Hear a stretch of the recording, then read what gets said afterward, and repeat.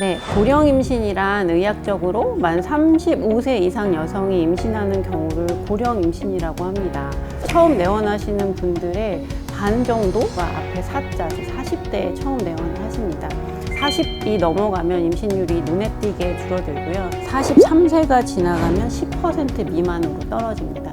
실제로 난임이 아닌데 40세에 저를 찾아오시는 분들한테 자연 임신을 시도하는 게 맞는지, 아이를 데리고 갈 수 있는 확률이 40세에서는 22%, 42세에서는 약 12% 정도였습니다. 그러면 이제 이식을 1개 할 것이냐 2개 할 것이냐도 항상 저한테 물어보시거든요. 근데 이거는 어느 정도 답은 나와 있는 것 같아요. 예전에도 한번 말씀드린 적 있는데, 우리가 5일 배아가 확보가 되어 있으면 5일 배아는 무조건 하나 넣으셔도 상관이 없습니다. 최근에 갈수록 더 데이터가 좀 확고해지는 것 같은데요. 5일 배양배아는 하나 넣으나 2개 넣으나 임신율의 차이가 크지 않다는 데이터가 많이 있고, 실제로 어떤 연구자들은 심지어 지금 5일 배양 배아가 2개가 있어? 그럴 때 그러니까 한꺼번에 2개를 넣는 사람과 하나씩 2번에 걸쳐서 넣는 사람 중에 장기로 봤을 땐 누가 임신율이 높아? 물어봤을 때 하나씩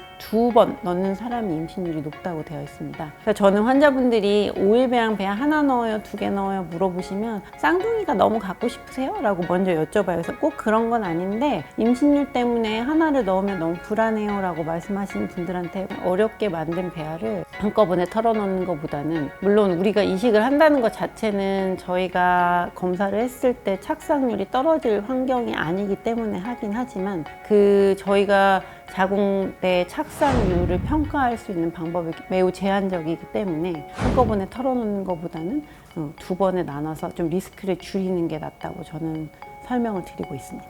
그러면 3일 배양 배아나 4일 배양 배아는 하나를 넣는 게 좋아요, 2개를 넣는 게 좋아요, 3개를 넣는 게 좋아요 물어보시는 경우가 많이 있거든요. 근데 이거는 제가 아무리 찾아봐도 데이터가 많지는 않았어요. 어떤 연구자들은 한 달에 하나씩 나오는 사람은 3번에 걸쳐서 배아를 3개를 모아가지고 3일에 3개를 넣는 경우가, 한 번에 하나 나와서 바로 넣는 것보다는 임신율이 높다고 얘기하는 연구자도 있었고, 예전에 저희 센터에서 임신율을 좀 분석을 해봤는데, 실제로 3일 배양 배아를 하나를 넣으나 2개를 넣으나 수치상으로는 조금 차이가 있었지만 통계학적으로 유의미한 차이를 보이지는 않았습니다. 30대이면서 배아가 아주 예쁘고 등급이 1등급이면 하나를 넣지만, 지금 포커싱은 40대에서는 3일 배양 배아는 2개 정도로 넣고 있고요. 그럼 저희 센터에서 많이 하는 4일 배양 배아는 너는 어떻게 하니? 4일 배양 배아는 배아를 너무 힘들게 모으는 분들한테 저는 40대에서도 4일 배양 배아 하나를 넣기는 합니다. 그냥 배를 모으기가 너무 어렵기 때문에. 근데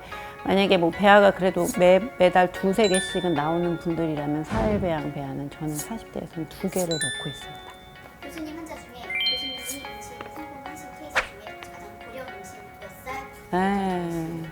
그쵸. 이거 항상 아직도 잊혀지지 않는데, 병원 나이로 45세 만출까지 하신 분이 2분이 계십니다.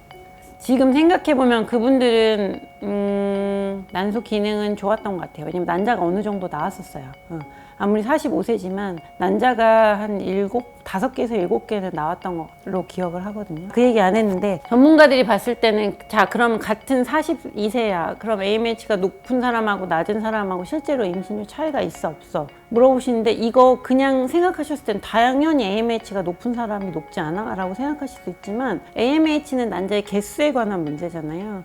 근데 40세가 넘어서 임신이 안 되는 건 사실 염색체 이상과 연관이 있기 때문에, AMH가 높은 사람이 AMH가 낮은 사람에 비해서 염색체 이상의 비율이 낮지 않거든요. 그래도 AMH가 높은 사람이 고령에서도 유리하답니다. 그것도 이제 한 미국 학자가 발표를 한 게 있는데, 실제로 40세가 넘어도 AMH가 높은 사람에서는 임신율이 높은 것으로 되어 있고, 그 기준을 0.7로 봤더라고요.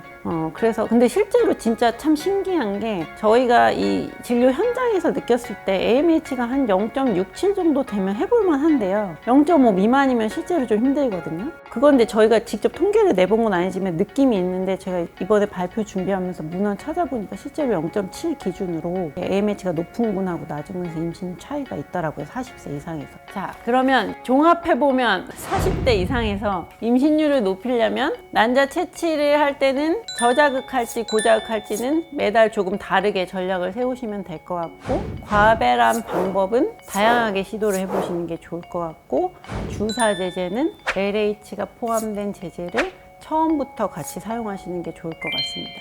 그리고 마지막에 난자의 최종 성숙 주사는 2가지를 쓰는 방법을 더 추천을 드리고 있습니다. 사실 보험이라는 것도 우리가 만에 하나 생길 일에 대비하는 거잖아요. 우리가 임신을 하기 위해서 뭐 아무나랑 결혼을 할 수는 없으니까, 네.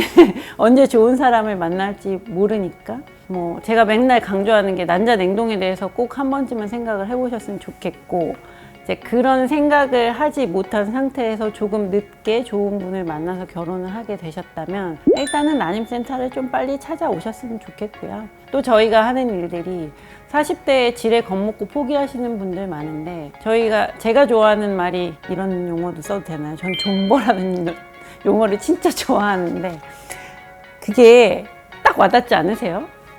물론 그거를 하는 과정에서 많이 힘들고 지치시겠지만, 그렇게 조금 하시다 보면 포기하다가도 한 번 더 해볼까 하고도 되는 분도 있기 때문에, 일단 전문가를 찾아오셔서 자세하게 설명을 들으시고, 그 이후에 본인의 임신이 뭐 더 시도할지 말지 이런 것들은 이제 그때 결정을 하셔도 늦지 않을 거라고 생각을 합니다.